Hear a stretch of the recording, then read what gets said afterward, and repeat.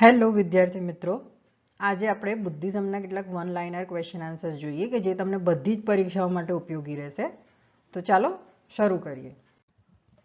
ગૌતમ બુદ્ધનો જન્મ ક્યાં થયો હતો? લુંબિની, નેપાળ. બુદ્ધની માતાનું નામ શું હતું? માયા. ગૌતમ બુદ્ધના પિતાનું નામ શું હતું? શુદ્ધોદન, અને તે કપિલવસ્તુ રાજ્યના વડા હતા. ગૌતમ બુદ્ધનું બાળપણનું નામ શું હતું? સિદ્ધાર્થ. ગૌતમ બુદ્ધની માતા કયા કુળની હતી? કોલિયન કુળ. બાળપણમાં સિદ્ધાર્થની માતાનું અવસાન થયું ત્યારે તેમનો ઉછેર કોણે કર્યો હતો? ગૌતમી. સિદ્ધાર્થની પત્નીનું નામ શું હતું? યશોધરા. ગૌતમ બુદ્ધના પુત્રનું નામ શું હતું? રાહુલ. બૌદ્ધ ધર્મમાં મહાન ત્યાગ શું હતું? તો સિદ્ધાર્થે સત્યની શોધમાં 29 વર્ષની ઉંમરે પોતાનું ઘર છોડ્યું. આ ઘટનાને મહાન ત્યાગ તરીકે ઓળખવામાં આવે છે. ગૌતમ બુદ્ધને ક્યાં જ્ઞાન પ્રાપ્ત થયું? તો ગયા નજીક બોધગયા ખાતે નિરંજના નદીના કિનારે એક વડના ઝાડ નીચે તેમને જ્ઞાન પ્રાપ્ત થયું. બુદ્ધ શબ્દનો અર્થ શું છે? તથાગત, મતલબ જે સત્ય ધરાવે છે. ગૌતમ બુદ્ધ શાક્ય મુનિ તરીકે પણ ઓળખાય છે. કેમ ઓળખાય છે? કારણ કે તેઓ શાક્ય કુળના હતા. ગૌતમ બુદ્ધે પોતાનો પહેલો ઉપદેશ ક્યાં આપ્યો હતો? બનારસ નજીક સારનાથના હરણ ઉદ્યાનમાં. ધર્મચક્ર પ્રવર્તન શબ્દનો અર્થ શું થાય છે? સારનાથ ખાતે ગૌતમ બુદ્ધનો પ્રથમ ઉપદેશ ધર્મચક્ર પ્રવર્તન તરીકે ઓળખાય છે. બૌદ્ધ ધર્મમાં સંઘ શું છે? તો ગૌતમ બુદ્ધે બૌદ્ધ ધર્મના પ્રચાર કરવા માટે સંઘ નામના સાધુઓના આદેશોની સ્થાપના કરી હતી, જેને સંઘ કહેવાય છે.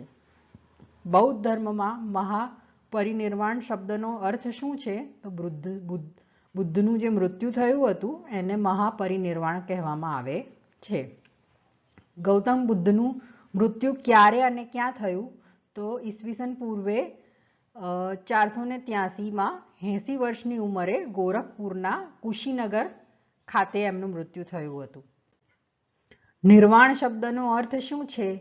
જન્મ અને પૂર્વજન્મના ચક્રમાંથી મુક્તિ મેળવવી. બુદ્ધે કઈ ભાષામાં ઉપદેશ આપ્યો હતો? પાલી. બુદ્ધે નિર્વાણ પ્રાપ્ત કરવા માટે કયા માર્ગની હિમાયત કરી છે? અષ્ટાંગિક માર્ગ.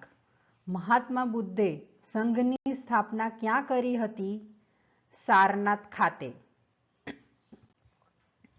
બૌદ્ધ ધર્મના ત્રિરત્ન શું છે? તો બુદ્ધ, સંઘ અને ધમ્મ. ધમ્મ શબ્દનો અર્થ શું છે? તો તે પ્રાકૃત ભાષાનો શબ્દ છે, એટલે ધર્મ. એનો અર્થ થાય છે ધર્મ. બૌદ્ધોનું ધાર્મિક સાહિત્ય શું છે? તો ત્રિપિટક. કેટલા ત્રિપિટક છે? તો કે 3 પિટક છે: વિનય પિટક, સુત્ત પિટક અને અભિધમ્મ પિટક. આ સવાલ પૂછાતો હોય છે એક્ઝામમાં વારંવાર. બૌદ્ધ સાહિત્ય કઈ ભાષામાં લખાયું હતું? પાલી ભાષા. જાટક શું છે?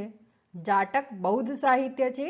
તેમાં ગૌતમ બુદ્ધના પૂર્વજન્મની વાર્તાઓ વર્ણવવામાં આવી છે. મહાત્મા બુદ્ધે ધ્યાનની ટેકનિક કોની પાસેથી શીખી હતી? તો અલારા કલામા. બૌદ્ધ ધર્મ ક્યારે 2 ભાગમાં વિભાજિત થયો? તો કનિષ્કના શાસનકાળ દરમિયાન બૌદ્ધ ધર્મ 2 ભાગમાં વિભાજિત થયો: હીનયાન અને મહાયાન. આ બૌદ્ધ ધર્મની 2 શાખા છે, હીનયાન અને મહાયાન. સ્તૂપ શું છે? તેનો અર્થ બુદ્ધના અવશેષો ધરાવતા સ્મારકો છે. ચૈત્ય મંડપ શું છે? તો આ બૌદ્ધો માટે પ્રાર્થના ખંડ છે. બૌદ્ધ ધર્મમાં વિહાર શું છે? તે સાધુઓ માટે મઠો છે. સુત્ત પિટક કઈ માહિતી આપે છે? તો તે બૌદ્ધ ધર્મના સિદ્ધાંતો પ્રદાન કરે છે. વિનય પિટક કઈ માહિતી પ્રદાન કરે છે? તો તે બૌદ્ધ સંઘના નિયમો પ્રદાન કરે છે. બુદ્ધ દ્વારા ઉપદેશિત અષ્ટાંગિક માર્ગ શું છે? તો અષ્ટાંગિક એ 8 જે માર્ગ છે જે અહીંયા આગળ છે: સાચી માન્યતા, સાચો વિચાર, સાચી વાણી, 4 સાચી ક્રિયા, 5 સાચી જીવનશૈલી, 6 સાચી કોશિશ, 7 સાચી સ્મૃતિ અને 8મું સાચું ધ્યાન. ગૌતમ બુદ્ધનું અવસાન કયા સ્થળે થયું હતું? કુશીનગર. મહાપરિનિર્વાણ મંદિર ક્યાં આવેલું છે? કુશીનગર, જે ઉત્તર પ્રદેશમાં છે. ગૌતમ બુદ્ધે કયા સ્થળે મહત્તમ ઉપદેશ આપ્યો હતો? તો શ્રાવસ્તી. પ્રથમ બૌદ્ધ પરિષદ ક્યાં યોજાઈ હતી? રાજગીર. પ્રથમ બૌદ્ધ પરિષદ કોણે યોજી હતી? તો મહાકશ્યપે. નાલંદા કયા ધર્મની પ્રાચીન શૈક્ષણિક સંસ્થા હતી? બૌદ્ધ ધર્મની. બીજી બૌદ્ધ પરિષદ કયા સ્થળે યોજાઈ હતી? વૈશાલી. ત્રીજી બૌદ્ધ પરિષદ ક્યાં યોજાઈ હતી? પાટલીપુત્ર.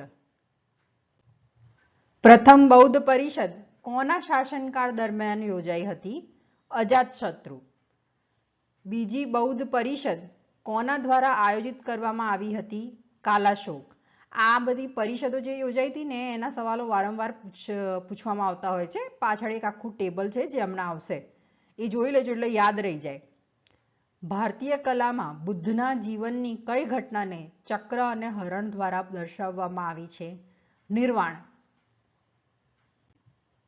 જો આ રહ્યું ટેબલ કે જે પહેલી પરિષદ તો સમય હતો તો 483 BCE માં આશ્રયદાતા હતો અજાતશત્રુ, રાજવંશ હતું હર્યંકા, સ્થળ રાજગૃહ અને એના અધ્યક્ષ હતા મહાકશ્યપ. બીજી પરિષદ યોજાઈ હતી 383 BCE માં, આશ્રયદાતા હતા કલાશોક, રાજવંશ શિશુનાગા, સ્થળ હતું વૈશાલી, અધ્યક્ષ સબકામી. ત્રીજી પરિષદ 250 BCE, આશ્રયદાતા હતા અશોક, રાજવંશ મૌર્ય, સ્થળ પાટલીપુત્ર અને અધ્યક્ષ હતા મોગલીપુત્ર તિસ્સા. ચોથી પરિષદ પહેલી સદીમાં યોજાઈ હતી, આશ્રયદાતા હતા કનિષ્ક, રાજવંશ હતું કુષાણ, સ્થળ હતું કુંડલવન કાશ્મીર ખાતે અને અધ્યક્ષ હતા વસુમિત્ર અશ્વઘોષ. અષ્ટાંગ માર્ગ સ્વરૂપોનો ખ્યાલ શું છે? ધર્મચક્ર પ્રવર્તન સૂત્ર એ એનો મુખ્ય ખ્યાલ છે. બુદ્ધનો ઉપદેશ કોની સાથે સંબંધિત છે? તો શુદ્ધતા અને આચારની પવિત્રતા સાથે સંબંધિત છે. એશિયાના પ્રકાશ તરીકે કોને ઓળખવામાં આવે છે? ગૌતમ બુદ્ધને ધ લાઇટ ઓફ એશિયા એમને કહેવામાં આવે છે. નિરંજના નદીના કિનારે કયું પવિત્ર બૌદ્ધ સ્થળ આવેલું છે? કુશીનગર. બુદ્ધના જીવન ચરિત્રનું વર્ણન કરતું પહેલું પુસ્તક કયું હતું? તો બુદ્ધ ચરિતમ. ભગવાન બુદ્ધની છબી ક્યારેક ભૂમિસ્પર્શ મુદ્રા નામના હાથના ઈશારાથી બતાવવામાં આવે છે. તે શું પ્રતીક કરે છે? તો મારાના પ્રલોભન છતાં બુદ્ધનું પૃથ્વીને તેમની શુદ્ધતા અને પવિત્રતાના સાક્ષી બનવાનું આહવાન એ પ્રતીક કરે છે. હવે આ રહ્યું એનું પિક્ચર જેમાં દર્શાવે છે કે એમનો એક હાથ છે જે ભૂમિને સ્પર્શ કરે છે, એને કહેવામાં આવે છે ભૂમિ સ્પર્શ મુદ્રા. Thank you.